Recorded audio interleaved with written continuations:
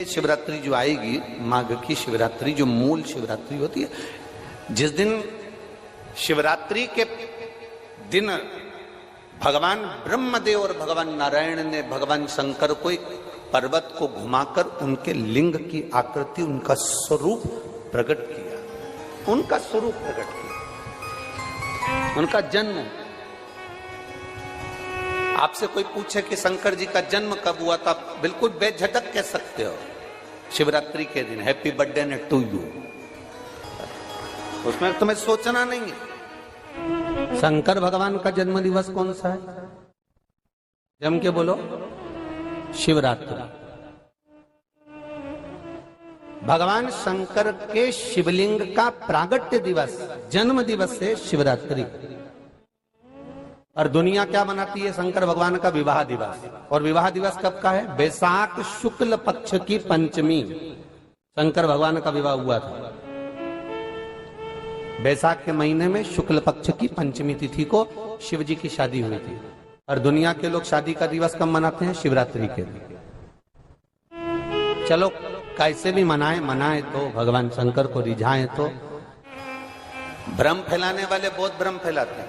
और आज इस व्यासपीठ से एक बात और कहना चाहेंगे, जिसको अपने जन्म की तारीख ना मालूम हो, जिसको अपने जन्म दिन ना मालूम हो, वो आप नियम बना लो कि आपका जन्मदिन भी शिवरात्रि के दिन ही हुआ है, पक्का। जब परब्रह्म परमेश्वर स्वयं देवादिदेव महादेव शिवरात्रि के दिन प्रकट हो जाता है, उसका शिवलिंग, उसकी आकृति प्रकट हो जाती है। और ब्रह्मा जी ऊपर जाकर मालूम करते हैं, आकाश में बढ़ते जाते हैं, तो भी उनको शंकर भगवान के शिवलिंग का छोर नहीं मिलता। भगवान नारायण नीचे की ओर बढ़ते चले जाते हैं, पाताल की ओर, और उनके चरण नहीं मिलते, तब हार जाते हैं कि शंकर को पहचानना कठिन है।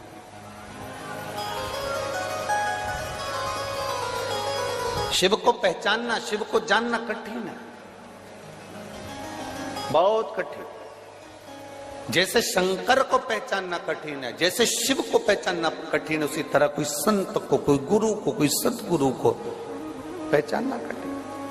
पशुपति नाथ का व्रत करो, 16 सोमवार का व्रत करो, सोमवार का व्रत करो, शिवरात्रि का व्रत करो, चतुर्थी का व्रत करो, तीज का व्रत करो, एकादशी का व्रत करो, पूर्णिमा का व्रत करो, आपका मन पड़े वो व्रत करो। व्रत करने की मना नहीं, पर शिव महापुराण कहती है, शंकर भगवान का चरित्र कहता है कि व्रत करने वाले को सबसे बड़ा नियम एक धारण करना चाहिए। सबसे बड़ा व्रत का नियम कौन सा है? कि जो व्रत करे, दिन भर भूखा रहे, दिन भर कुछ ना खाए, और अपनी कामना के लिए भगवान शंकर की आराधना करते हो, भगवान शिव की उपासना करते हो, और कोई आया तुम्हारे पांव को छुआ, प्रणाम करा, और तुम्हारे पांव को छुआ, प्रणाम करा, और तुमने उसके ऊपर हाथ रख दिया, या तुम्हारे चरण छुए और छूकर उसको तुमने अपने दिल से कुछ दे दिया। उसने चरण छुआ और तुम्हारे नीवी मुख से निकला, पर तुम्हारे चरण को अगर उसने व्रत वाले दिन हाथ लगा लिया, तो समझ लेना कि तुमने जो दिन भर व्रत करा, उस व्रत का पुण्य वो लेकर चले गया। तुम्हारे व्रत का पुण्य वो लेकर चले गया। कई माताएं कहती हैं, हमने पशुपति व्रत करा था, हमने ये वाला व्रत करा था, हमारा व्रत तो सफल ही नहीं हुआ। हमारी पड़ोसन ने व्रत करा, उसका व्रत सफल हो गया। कारण उसका ये है कि तुम्हारा व्रत जिस दिन था, उस दिन तुम्हारे कोई ना पांव पड़ा होगा, पांव पड़ा, चरण छुआ। और सबसे बड़ी बात है, तुम अनुभव कर देखना, अपने पैर के अंगूठे पे एक लोटा जल डालकर देखना, ठंडा पानी डालकर देखना, तुम्हारा भेजा भी ठंडा हो जाता है। अर्थात पांव के अंगूठे में, पांव में वो बल होता है कि व्यक्ति के चित्त, वृत्ति, मन और बुद्धि का सब कुछ चरण छूने वाला खींच कर ले जाता है। ये निश्चितता है।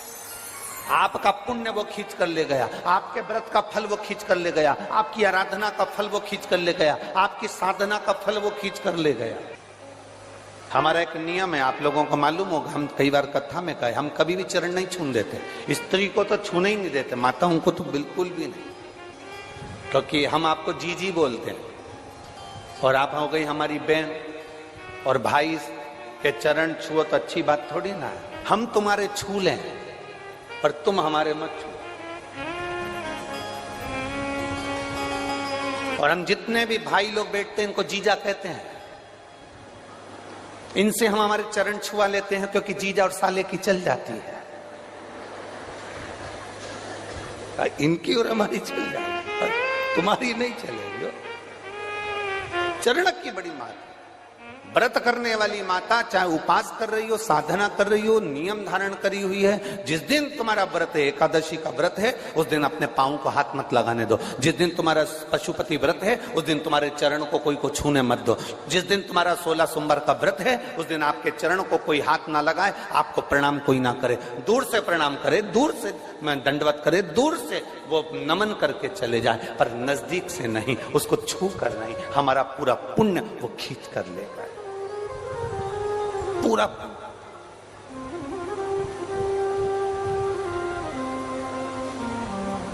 भगवान नारायण के चरण दिखते हैं, बोलो दिखते हैं कि नहीं दिखते? जम के बोलो जरा, दिखते हैं ना? भगवान ब्रह्मा जी के चरण दिखते हैं, माता लक्ष्मी के चरण दिखते हैं, भगवान ब्रह्माणी के चरण दिखते हैं, इंद्राणी के चरण दिखते हैं, गरुण देव वरुण देव सबके चरण दिखते हैं। केवल एक शिवलिंग शंकर भगवान का केवल एक शिवलिंग ऐसा होता है जिसके चरण नजर नहीं आते कि इनके चरण कहां है किसी को नहीं मालूम। वो तो अपनी तप साधना में लीन है। जो आता है जल चढ़ाता है, स्पर्श करता है, छूता है, चला जाता। फिर एक निवेदन करूंगा, जीवन में अगर बहुत तकलीफ है, बहुत कष्ट है, आपको पहले भी कहा फिर कहते हैं, शिवरात्रि पड़ेगी। ये शिवरात्रि निवेदन करूंगा, अगर जिंदगी में थोड़ी सी तकलीफ है, दुख है, कष्ट है, परेशानी है, तो उस शिवरात्रि को हाथ से मत जाने। आपको पहले भी कहा कि क्या क्या वस्तु भगवान शंकर को हम रात्रि के समय पर चढ़ा दें जिससे हमारा रोग समाप्त हो जाए, हमारी बीमारी समाप्त हो जाए, हमारे जीवन में सुख समृद्धि लक्ष्मी आ जाए। वो समर्पण का भाव।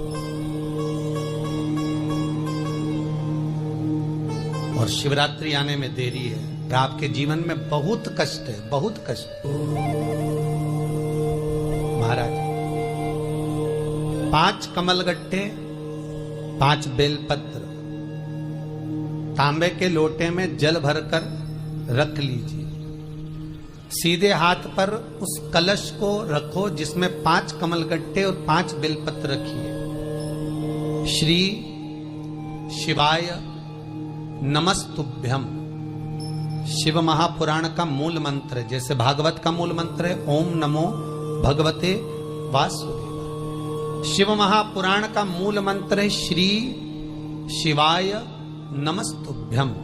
इस मंत्र का 5 बार स्मरण कर कर आपको जो तकलीफ है उसको हृदय चित्त से धरकर मस्तक से कलश को लगाकर किसी एकांतेश्वर महादेव पर, एकांतेश्वर महादेव मतलब अपने गांव से, नगर से, शहर से जो बाहर खेड़े में हो, बिल्कुल बाहर, जिस शिवलिंग पर कोई पूजन करने ना जाता हो, एकांत में बैठे हो, जंगल में बैठे हो, कहीं किसी वृक्ष के नीचे विराजमान हो, ऐसे एकांतेश्वर महादेव पर अपनी कामना कर कर वो जल समर्पित कर दो। 1 बेलपत्र, 1 कमलगट्टा उठाकर अपने घर पर लेकर आ जाओ। जो तकलीफ बहुत ज्यादा हो रही है 5 दिन में आपको मालूम पड़ जाएगा, 5 दिन में अंतर आ जाएगा। शिव का अनुमोदन करो, शंकर का स्मरण करो। महाराज शिव का हो, शंकर मेरे बाबा विश्वनाथ का स्मरण करो, मिलेगा। फिर निवेदन करूंगा, ब्रह्मा ब्रह्मलोक में रहते हैं, भगवान विष्णु बैकुंठ में रहते हैं। मृत्यु लोक का अगर कोई देव है तो वो महादेव है। पृथ्वी का अगर कोई देवता है तो वो देव अधिदेव महादेव है। पर हमारी आदत है, हम पड़ोस की काकी आती है तो उसको प्रणाम करते हैं, मासी सास आती है तो उसको नमन करते हैं, चाची सास आती है तो उसको नमन करते हैं, और घर में सास बैठी रहती है उसको कभी नमन नहीं करते। आदत है ना हमारी। दूसरों को तो हम प्रणाम कर लेंगे पर घर की सास को नमन नहीं कर पाते। उसी तरह हम भगवान विष्णु का स्मरण कर रहे हैं, ब्रह्मा का स्मरण कर रहे हैं, सारे 33 कोटि देवताओं का स्मरण कर रहे हैं, पर भूलोक का इस देव अधिदेव महादेव का हम कितना स्मरण कर रहे हैं। हम तो भगवान शंकर के मंदिर में भी जाते हैं तो छल करते हैं। गए मंदिर में, वहां का लोटा उठा लिया, पानी भर लिया, शंकर जी को चढ़ा दिया। लोटा दूसरे का, पानी दूसरे का, मंदिर भी दूसरे, पानी दूसरे का, लोटा दूसरे का, शंकर जी पे चढ़ा रही। अगर शंकर को जल चढ़ाना है तो घर से लेकर जा, लोटा भी घर से लेकर जा। और अगर मंदिर का पानी लिया है, मंदिर का लोटा लिया है तो 1 रुपए लोटे का किराया, और 1 रुपए जो लाइट जली, पानी भरा जिस पुजारी ने, उसका 2 रुपया दान पेटी में डाल, तब जाकर तू शंकर को पानी चढ़ाएगी, तब शंकर उस जल को स्वीकार करता। किसी की लगी लगाई थाली मिल जाए पूजन की और तुम सिर पे पल्लू लेके कुंकू चावल रोली बोली सब चढ़ा दो, और बेचारी वो बाद में आए तो देखे तो यहाँ सब साफ, तो क्या भगवान स्वीकार करेगा? भगवान ऐसा स्वीकार नहीं करे। फिर निवेदन है, बरसाती मेंढक मत बनो रे, अच्छे से सेवा करो, थोड़ी करो पर अच्छी करो। घर से पानी लेकर किसी की लगी लगाई थाली में से कुंकू चावल चढ़ा दोगे तो कुछ मिलना है क्या? अरे बोलो तो। विष्णु पुराण में तो यहां तक लिखा है कि किसी का लगा हुआ दिया, किसी का दिया मंदिर के अंदर रखा था, तुमने अपना डब्बा खोलकर बत्ती निकाल कर उसके दिए में रख कर जला दी और सोच रही है कि मैंने खूब बड़ा काम कर दिया, तो उसका तो फल ही नहीं मिला। विष्णु पुराण कह रही है, खुद का दिया, खुद की बाती, खुद का दीप अगर जलाती तो फल मिलता। किसी मंदिर में तुम रोज डब्बी लेकर जाओ, बत्ती लेकर जाओ, मना नहीं है, पर उस मंदिर में पहले से 5 दिए, 7 दिए, 11 दिए तुम रखता रहो तो जलाओ। दूसरे के रखे हुए दिए में 50 बार बाती जला कराना, उसका कोई फल नहीं मिलने वाला, उसका कोई फल नहीं है हमारा। खुद का जल लेकर जाओगे, खुद का लोटा लेकर जाओगे तो फल। यहाँ तो स्वयं भागवत कह रही है, राजा बलि के सामने वामन भगवान कहते हैं, राजन तेरे कमंडल को लेकर आ, उससे संकल्प छोड़, अगर मेरे जल का संकल्प छोड़ेगा तो उसका कोई फल नहीं मिलने वाला। और अगर कोई यहाँ आता भी है तो साथ में पानी की बोतल लाओ, चावल लाओ, पूजा की थाली लाओ, फिर बैठो। अपना संकल्प अपना होना चाहिए, उसका फल हजारों गुना प्राप्त होता है। दूसरे का जल, दूसरे का चावल स्वीकार कर लिया, उससे फल की कामना नहीं है, मिलता। एक धतूरे का बहुत अच्छा क्रम है महाराज, वो केवल शिवरात्रि के दिन करने का होता है। कहते हैं जिसका व्यापार ना चले, व्यवसाय ना चल रहा हो, बहुत ज्यादा कष्ट में जीवन निकल रहा हो और बहुत ही ज्यादा तकलीफ हो रही हो, तो धतूरे को हल्दी में डुबोकर शंकर भगवान को शिवरात्रि के दिन रात को 12 बजे समर्पित करें। उस धतूरे को वापस उठा लाएं 5-10 मिनट के बाद, श्री शिवाय नमस्तुभ्यम बोलकर लाल कपड़े में उसको बांधकर व्यापार वाली जगह में कहीं पर भी उसको बांध दिया जाए। व्यापार पीछे नहीं हटता, व्यापार अग्रण्य भाव में बढ़ता चले जाता है। महाराज उस धतूरे को केवल परंतु शिवरात्रि के दिन रात को 12 बजे ही किया जाए, हल्दी में डुबोना पड़ता है।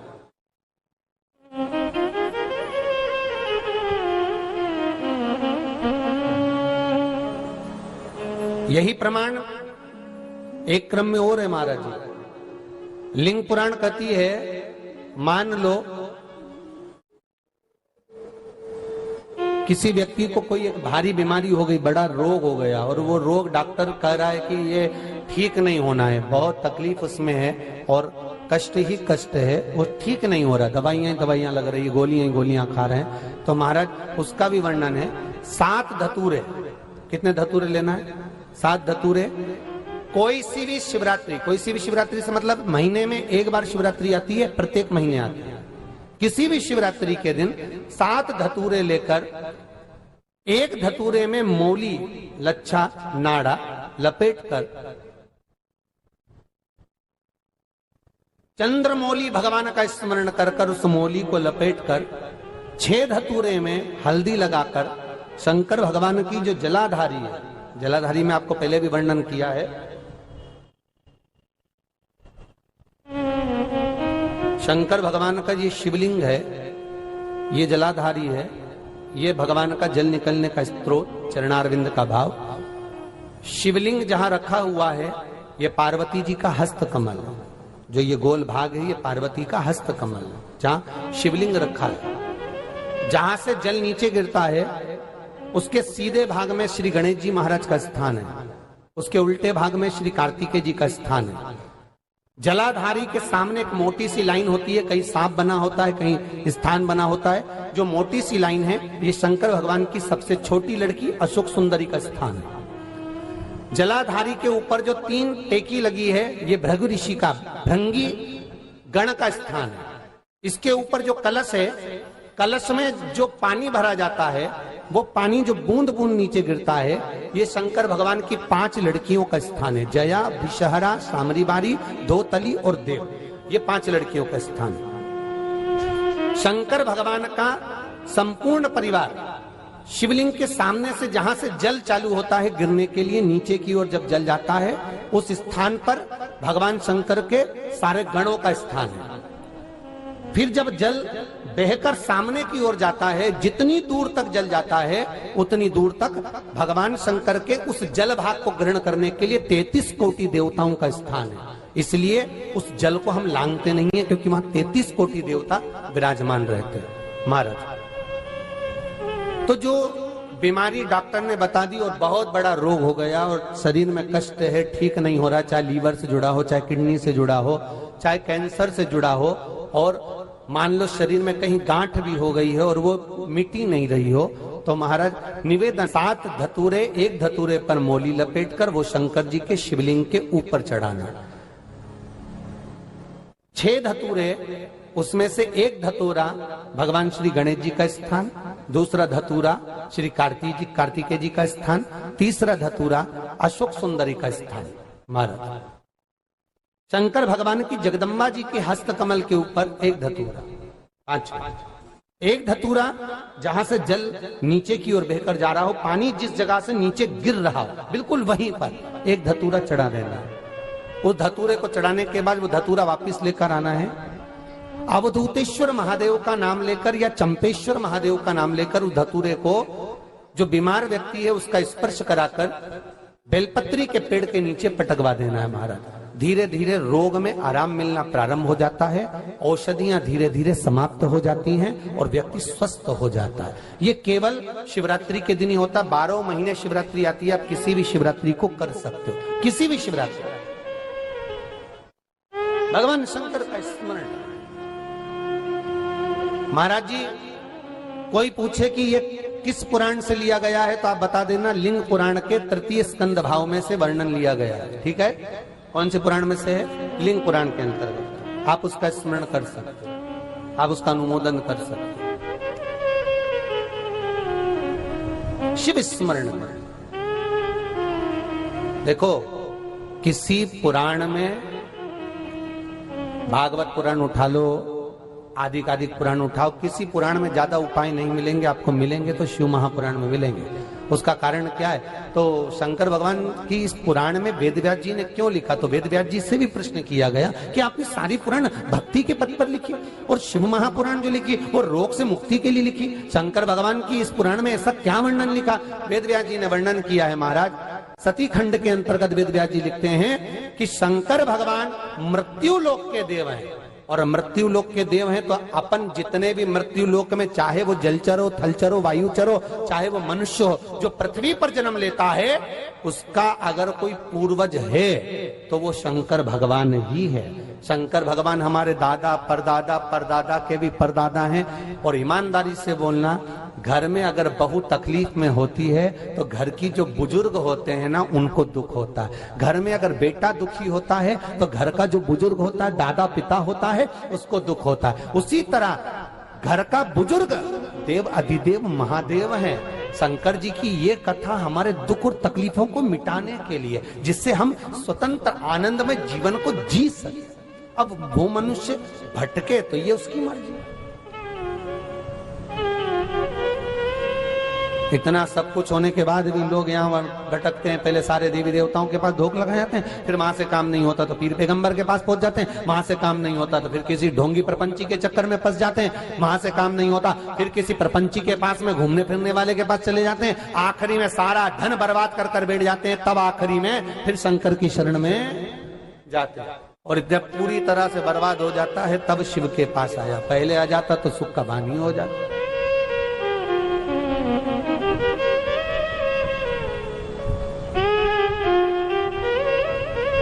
उसको समझना है, शिव का अनुमोदन, शिव का स्मरण आनंद देने वाला, बस विश्वास प्रबल, भरोसा। अकाल मृत्यु वो मरे जो काम करे चंडाल का, काल उसका क्या बिगाड़े जो भक्त हो महाकाल का। जो शंकर का उपासक है उसको क्या दुख, मालूम है उसको, जाना है वो तो जाना है।